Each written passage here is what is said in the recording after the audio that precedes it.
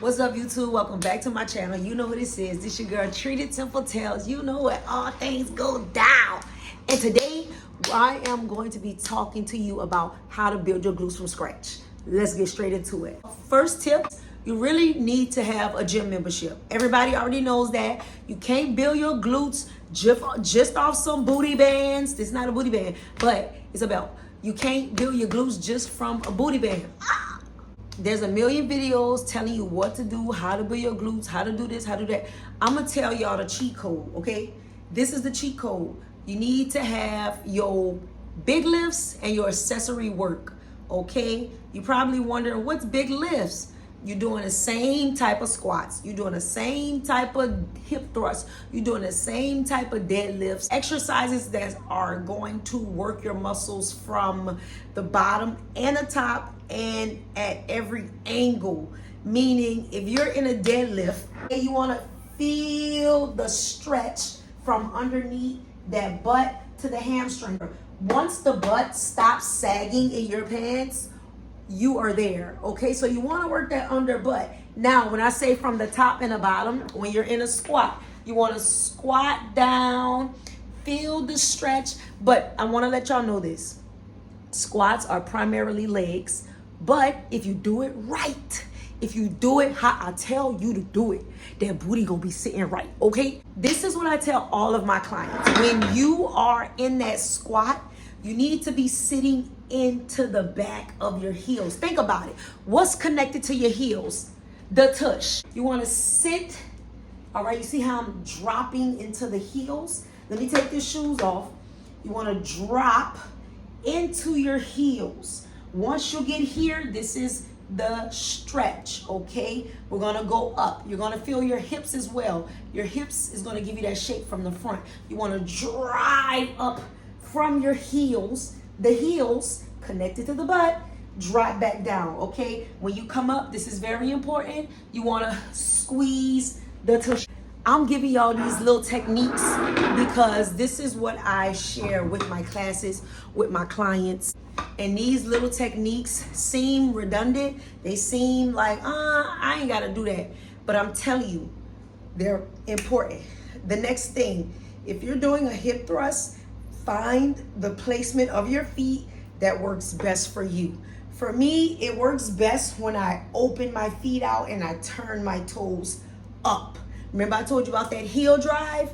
If I'm into that hip thrust, I'm going to sit into it, making sure I'm looking straight ahead. I'm going to drop down, stretching it, and then I'm going to shorten the muscle by coming up, squeezing my glutes, coming from my heels. Again, I said you got to have big lifts and you have to have accessory work. These are big lifts that we're talking about right now. Another thing that I like to do, everybody's doing Bulgarians, but I love lunges. They hurt like heck. Yes, your legs are going to feel it, but if you do it correctly, like I'm telling you, you're going to feel the lunge in your butt. My two favorite lunge movements is one, the curtsy lunge, like a ballerina. You want to curtsy, throw that leg to the side, and the reverse lunge. If I am doing a curtsy lunge, I want to first look at my stance of my feet. You can do this with a dumbbell. You can do this with a kettlebell. You can do this with everything. But I really would like for you to do it with a bar, because that weight is going to drop into your backside, okay? Smith machine bar, whatever it is, you're going to turn your legs to the side. Feel there is already a stretch here. Once you drop, this is the load. This is the load. You're stretching that butt out. When you come up, remember, heel drive up and squeeze the opposite glute. With the reverse lunge, you want to always make sure you have the perfect foot placement. I like to go wide out because I just feel it more that way. You're in position, your heel, drop that knee, going down, okay, hold it, and you want to shoot up and what? Squeeze the butt. So those are my tips for when it comes to the big lifts. Now, I did say something about accessory work.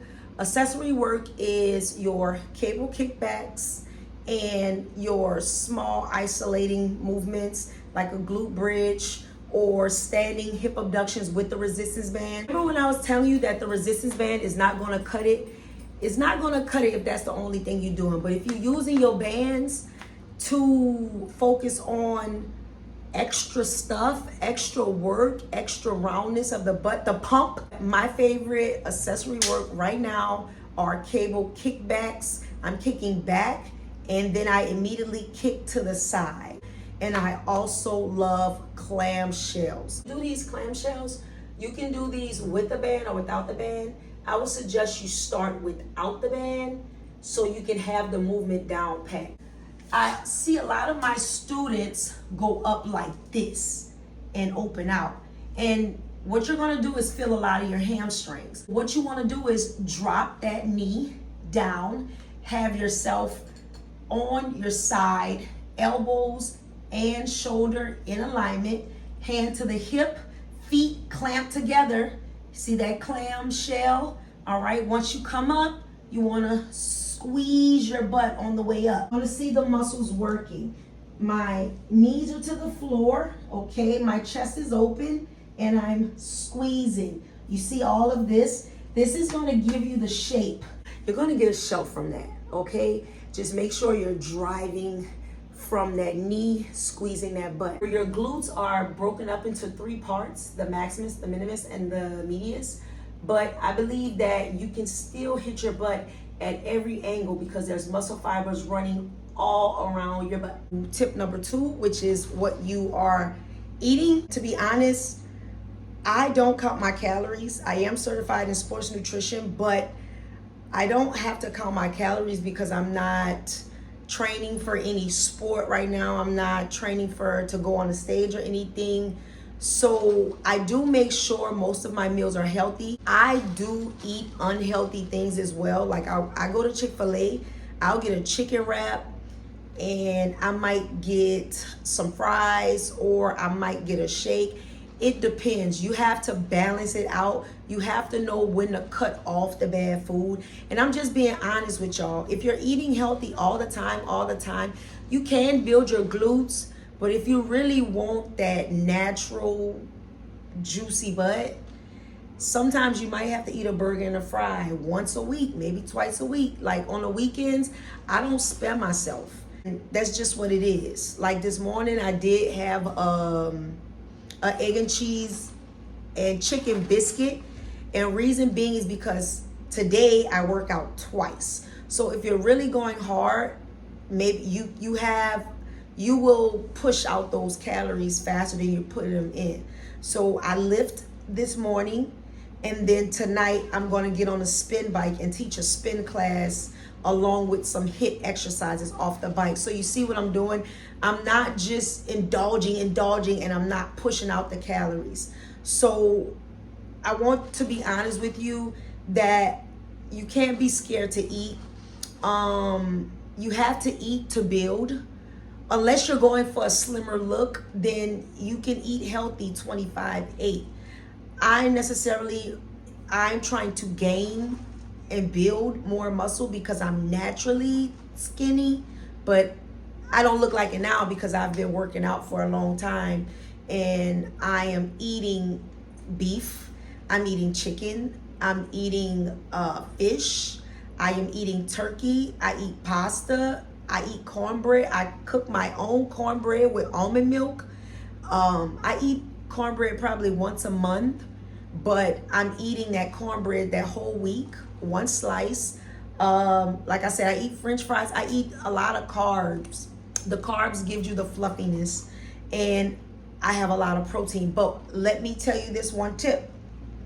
I didn't say go overboard. My vegetables are high in serving. Like half my plate is vegetables. I have bell peppers, I have onions, I have jalapenos, I have tomatoes. The greens are galore. Like my whole plate, like say if this is my plate, the half of my plate, it is vegetables. So I don't want you to get it confused. I didn't say go eat whatever. You just have to know what you're doing, when to do it, and when not to do it. You already know if it's 10 o'clock at night, you're not going to eat a big old plate of rice. Come on now. You're not going to do that. But for me, I'm not going to lie. If it's 10 o'clock at night and it's the weekend, I'm up, I'm not going to lie to you. I might eat a tuna fish sandwich, or I might eat chicken salad with hummus. Like, when I say chicken salad, like literally, salads are so good to me. They're so refreshing. I know some people like salad, that's boring. I'm not eating salads all the time, so salads aren't boring for me. So I don't want to be on this subject too long, because I don't want to tell you what to do, when to do. I'm just letting you know that if you really want to build buns, you have to eat for the bun. My goal was to hit 140 pounds. I hit that goal, and now I am actually focusing on more cardio, because I want to make sure I'm gaining the weight properly and not putting it on too fast.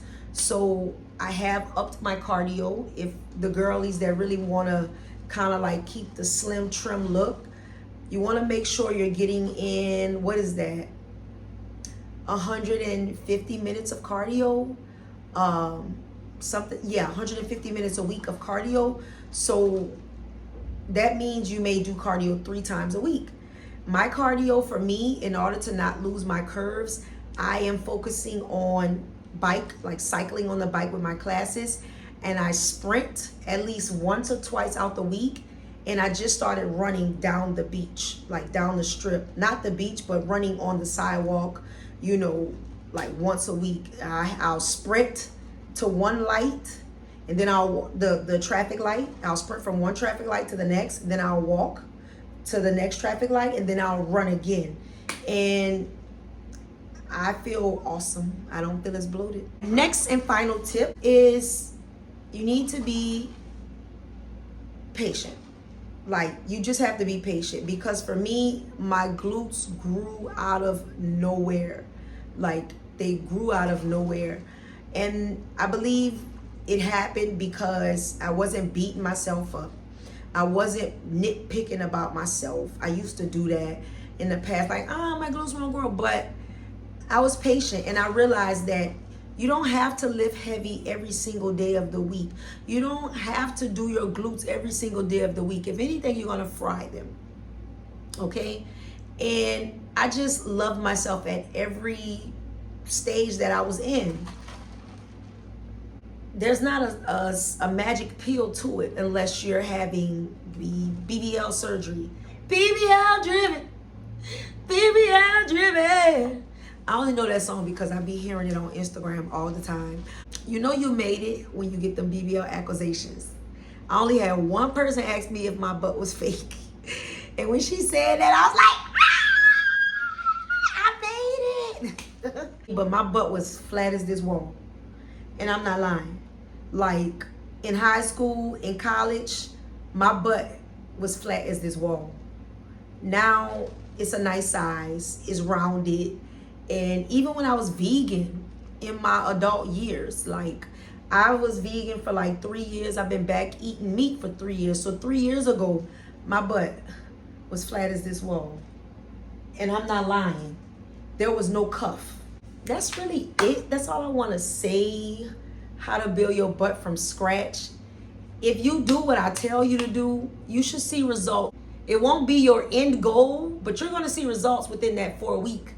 If you really do what I say, by month 6, that thing gonna be sitting. If you really do what I say, they gonna think you got a BBL after 1 year. Like, you have to really be focused, okay? So again, tip number 1, you have your big lifts and your accessory work. You don't have to lift heavy all the time, but you do need to be challenging yourself. You need to be focusing on that squeeze. Oh, make sure you warm up your glutes first. What I do to actually stimulate my muscles, I focus on, like you heard what I said, though, the accessory work. I would start off with hip circles. Then I go into clamshells, and then I would do fire hydrants. And what I also do, like, I saw a girl actually say this on YouTube. She said that in between her hip thrusts or whatever she's doing, she would do single leg. deadlift, stagger single leg deadlift in between. I've tried that. I mean, for me, I already have the muscle mind connection, so I don't have to. But I would really highly suggest that you throw a fire hydrant in there. You throw a donkey kickback in there. Like, these are accessory works, but you can put the accessory work in between your big lifts. You can mix it up, especially if you're really trying to grow your glutes. Hey. Just do what works for you. Program your workouts. Make sure your workouts aren't random. Make sure they're not changing every week. Stay on the same thing. Like, I've been doing the same lifts for years, and I switch out the accessory work and I switch up the weights. So I may deload after week 6 or 8. I might drop down for a whole week and go lighter, and the next week I go up by maybe 60-70%, the next week 80%. Like, you have to really scale it for what fits you. And again, I'm a certified fitness trainer, so I do a lot of this stuff with my clients. A lot of my clients have stayed with me for the years, and they're seeing good results because we are strategic about the way we train. So you know who this is. This your girl, Treated Temple Tales. You know where all things go down, where we healing God's land physically, mentally, spiritually, and emotionally. Make sure you like, comment, share, subscribe. If you have any questions, drop them in the box down below, and I'll see y'all next time. Bye.